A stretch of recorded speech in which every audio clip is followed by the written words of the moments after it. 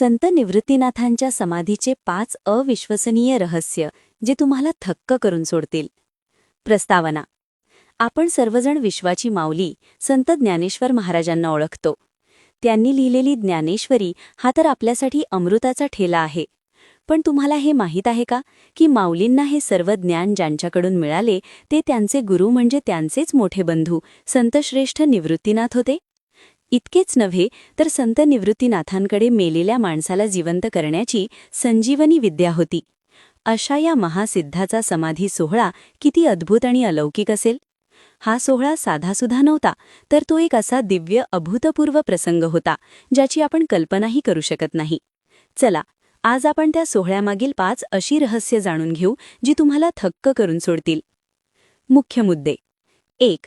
संत ज्ञानेश्वरांचे गुरु, मोठे बंधू संत निवृत्तीनाथ. संत ज्ञानेश्वर माऊली आणि संत निवृत्तीनाथ यांचे नाते केवळ भावाचे नव्हते, तर ते गुरु शिष्याचे होते. ब्रह्मगिरी पर्वतावरील एका गुहेत संत निवृत्तीनाथांना त्यांचे गुरु गहिनीनाथ यांच्याकडून दिव्य ज्ञान प्राप्त झाले. तेच सर्व ज्ञान त्यांनी आपले लहान भाऊ ज्ञानेश्वर यांना दिले. आज आपण ज्या वारकरी संप्रदायाचा पाया आणि ज्ञानेश्वरी पाहतो त्याचे मूळ संत निवृत्तीनाथांनी दिलेल्या या ज्ञानात आहे. या नात्यातून वारकरी संप्रदायाचे मूळ तत्वज्ञान समोर येते. ज्ञान हे एका पिढीकडून दुसऱ्या पिढीकडे, एका गुरुच्या परंपरेतून शिष्याकडे हस्तांतरित होणारा पवित्र ठेवा आहे. मोठ्या भावाने गुरु बनून ज्ञान देणे आणि लहान भावाने पूर्ण विनम्रतेने ते स्वीकारून जगाचा उद्धार करणे हे भक्तिमार्गातील विनम्रता आणि गुरुशिष्य परंपरेचे सर्वश्रेष्ठ उदाहरण आहे. 2. प्रत्यक्ष पांडुरंगाने आयोजित केलेला सोहळा. ही गोष्ट सर्वात अविश्वसनीय आहे. आपली सर्व भावंडे समाधीस्थ झाल्यानंतर शोकाकुल झालेले संत निवृत्तीनाथ पंढरपूरला गेले आणि त्यांनी पांडुरंगाला सांगितले, देवा, मला समाधी घ्यायची आहे आणि ती त्र्यंबकेश्वरलाच घ्यायची आहे.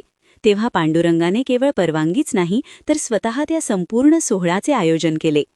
पांडुरंगाने सर्व संत, देव, गंधर्व आणि नारद मुनींना बोलावले. पंढरपूर ते त्र्यंबकेश्वर प्रवासासाठी स्वर्गीय विमानांची व्यवस्था केली. प्रवासात निवृत्तीनाथांच्या डोळ्यात अश्रू आले तेव्हा ते प्रत्यक्ष पांडुरंगाने स्वतः पुसले. इतकेच नाही तर सगळं पूजेचं साहित्य सुद्धा पंढरीच्या पांडुरंगाने आणलं होतं, असे संत नामदेव सांगतात. त्र्यंबकेश्वरला पोहोचल्यावर रुक्मिणी मातेसह स्वतः पांडुरंगाने सर्व संतांना जेवण वाढले. देव जेव्हा आपल्या भक्तासाठी केवळ इव्हेंट मॅनेजर बनत नाही तर एक प्रेमळ यजमान बनतो तेव्हा भक्तीची संकल्पनाच बदलते. तो एक दूरचा न्याय करणारा देव न राहता भक्ताच्या जीवनातील प्रत्येक क्षणाचा सोबती बनतो. 3. समाधीची जागा, साक्षात महादेवांचे तपश्चर्यास्थळ. देवानी केवळ सोहळाच आयोजित केला नाही तर त्यासाठी निवडलेली जागाही तितकीच अद्वितीय आणि रहस्यमय होती. संत निवृत्तीनाथांची समाधी ज्या ठिकाणी आहे ती जागा कोणीही बांधलेली किंवा तयार केलेली नाही. ते ठिकाण म्हणजे साक्षात भगवान शंकरांचे प्राचीन तपश्चर्यास्थळ होते. या जागेची स्वच्छता करताना जेव्हा संत नामदेवांच्या मुलांना तिथे पूर्वीच्या पूजेचा आणि धुपाचा सुगंध आला तेव्हा नामदेवांनी ओळखले की हे महादेवाचेच अस्तित्व आहे. ही समाधी कोणीही तयार केली नाही तर प्रत्यक्ष भगवान शिवशंकरांनी तपश्चर्या केलेली जागा आहे. वैष्णव संप्रदायाच्या एका श्रेष्ठ संताने शैव परंपरेच्या परमपवित्र स्थळी समाधी घेणे हे भारतीय परंपरेतील अद्वैत आणि समन्वयाचे प्रतीक आहे.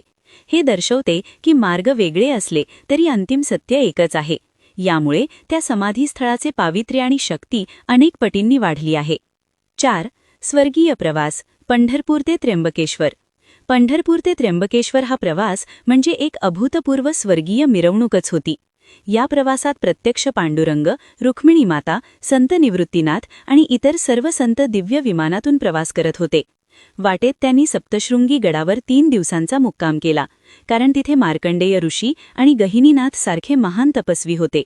त्यांची भेट घेऊन आणि आदिशक्तीची पूजा करून हा दिव्य प्रवास पुढे चालू राहिला.